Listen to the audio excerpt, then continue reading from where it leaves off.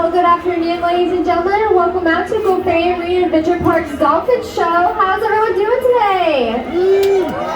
That's awesome. That's what I like to hear. Well, my name is Maddie, and I have the pleasure of introducing you all to our 4 male Atlantic bottlenose dolphins. Now, starting off over here on the left-hand side of the stage, we have 23-year-old Sebastian.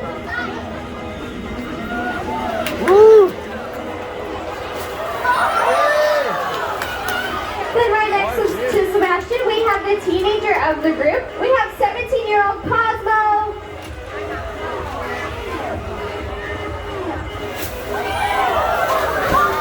Then moving right along over here on the right-hand side of the dock, we have 7-year-old Zeke.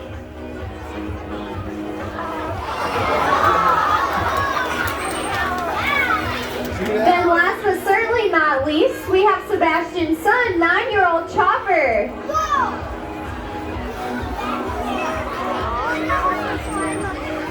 Now we would like to thank each and every one of you for joining us today and allowing us the opportunity to share our dolphin family with you. And hopes that when you guys leave the park today that you guys will go back to all your friends and family and share with them the information that you learn here about our dolphins, as well as the many dangers that marine mammals face in the world today.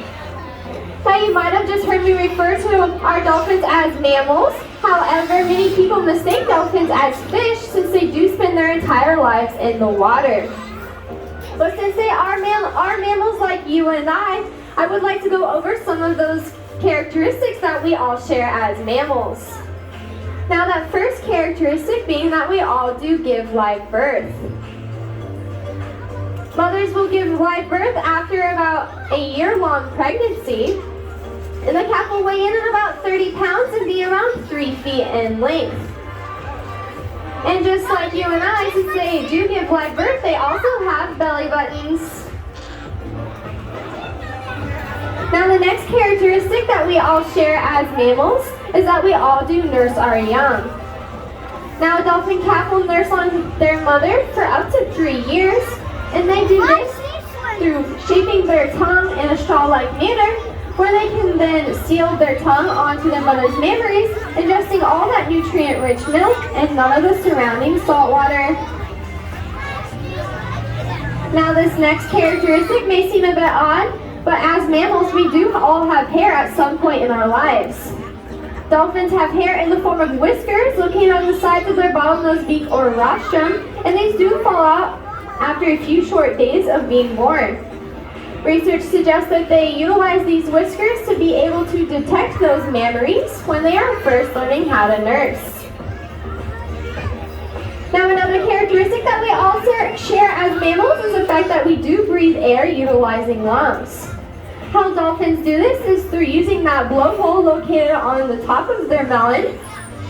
They'll come up to the surface of the water, taking a quick breath of air before diving back down, where this allows them to hold their breath for about 7.5 minutes. Now this breath of air is so quick that it only lasts about a fraction of a second, so I'm going to turn it over to our boys so we can hear just how quick that breath can be. Now a lot of people don't know that dolphins actually lack vocal cords, and all those noises that they are making today actually come from that same blowhole. They do this through manipulating air sacs right below that blowhole. And I believe our boys have prepared a song for you all, so again, let's listen in.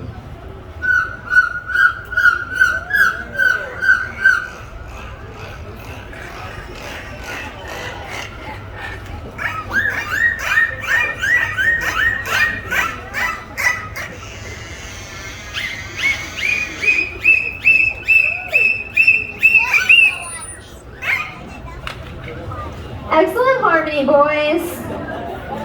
Now this last characteristic that we all share as mammals is that we are warm-blooded.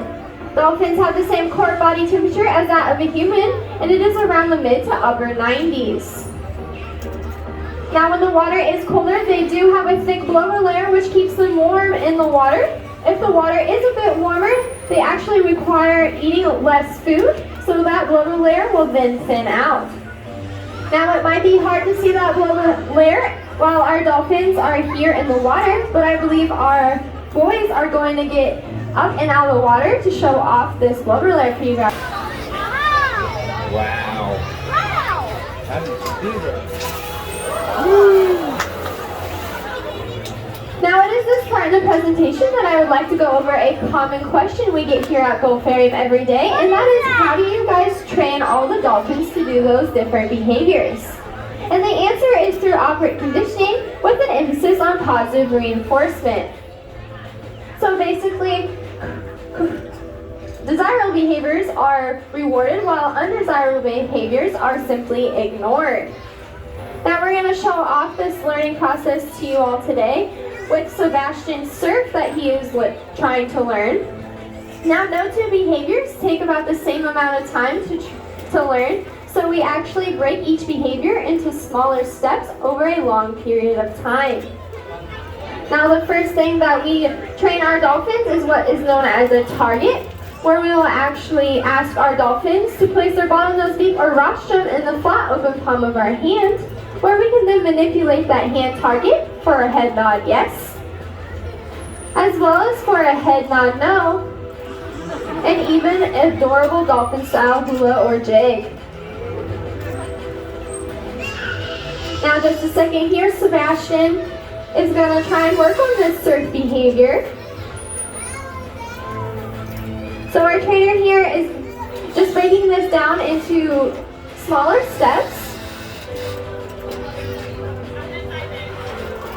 So you did hear her blow her whistle, so this basically just lets Sebastian know that he did that behavior correctly, and then he can return for some reinforcement. Now in just a few moments we are going to show off this surf behavior, and our trainer is practicing on balancing on Sebastian while doing this surf, and we are looking for him to stay above the surface of the water during the surf behavior.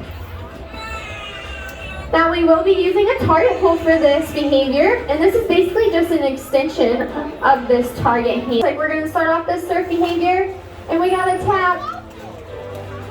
So you did hear her blow her whistle, so this means Sebastian did exactly what he's supposed to do, so now he's returning for some reinforcement.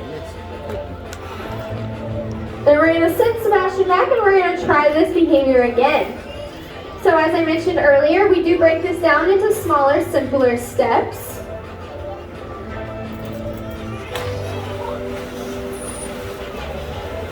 And Sherry blew her whistle again, so he did exactly what she was wanting there. So he's returning for some more reinforcement. We have tactile, where we can give our dolphins some belly rubs or even some back rubs. Now this tap on the surface of the water is just letting Sebastian know that's exactly where he's supposed to be swimming towards, and so that he stays above the surface of the water. Looks like we're going to try one more time.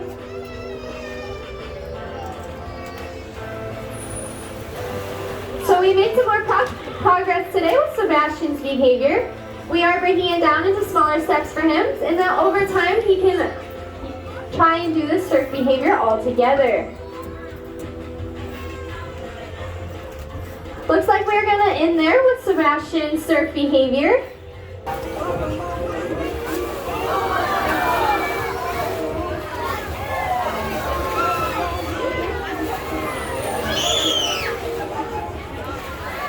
Now starting off with that dorsal fin, which is located on the back of the dolphin. This dorsal fin is used to stabilize the dolphin throughout their watery environment, similar to that as a keel on a boat. Now this dorsal fin is...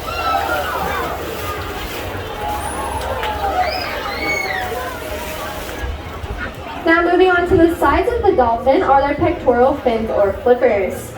These are especially useful for waving hello to you guys out in the audience, as well as for asking for an applause. Now these pectoral fins do contain bone. In fact, if you were to take an x-ray of these pectoral flippers, you would see 5 digits similar to that of our hands and feet. But what these flippers are so well used for is for all those lightning quick stops and sudden turns.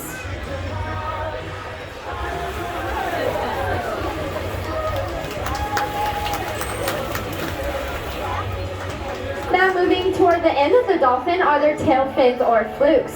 And I did say flukes plural because there are two of them, connected in the center by what is known as the median notch.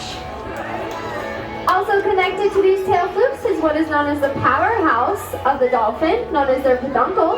And this peduncle is utilized for a common hunting technique where they can actually slap the surface of the water, stunning any surrounding fish, making it much easier for them to gobble it right on up.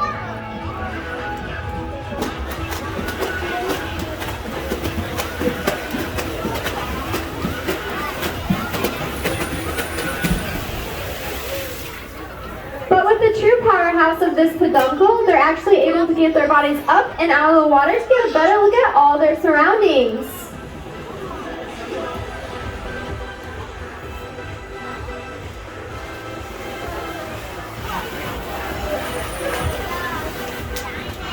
Now earlier in the presentation I did go over how we train our dolphins here, but now I would like to go over why we train.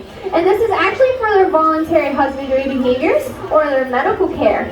Now in just a few moments we're going to be showing off what a common physical exam looks like for our dolphins every day. But of course I would not be able to do this all on my own, so we did ask one of our audience members to come down and be our honorary veterinarian for today. So please give a warm welcome for Keegan.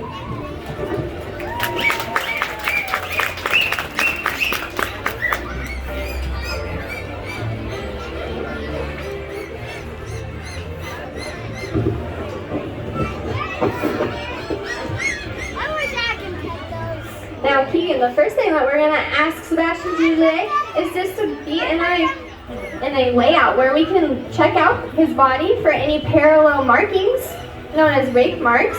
Since dolphins do explore their watery environment through their mouths instead of their hands like you and I, we just want to make sure that he's okay for the day to come. Now Keegan, you have gotten to touch a dolphin today, so do you have a description on what he might feel like for the audience? Kind of like slime. That's a good description. So dolphins are normally described as being very soft or smooth. Since they do exfoliate their skin every 2 to 6 hours, known as sloughing, which keeps them. We are also concerned about their ocean counterparts. In fact, many people do not know that it is illegal to interact with any marine mammal out in their natural environment. And this can include whales, dolphins, seals, sea lions, and even manatees. In fact, many people do not know it is illegal to come within 50 yards of any marine mammal, and this does include touching them, feeding them, or even following them by boat, jet ski, or paddleboard. It is when we disrupt their natural behaviors that this can lead to things such as propeller strikes, ingestion of foreign objects, and unfortunately the intentional harm from humans. So we always just encourage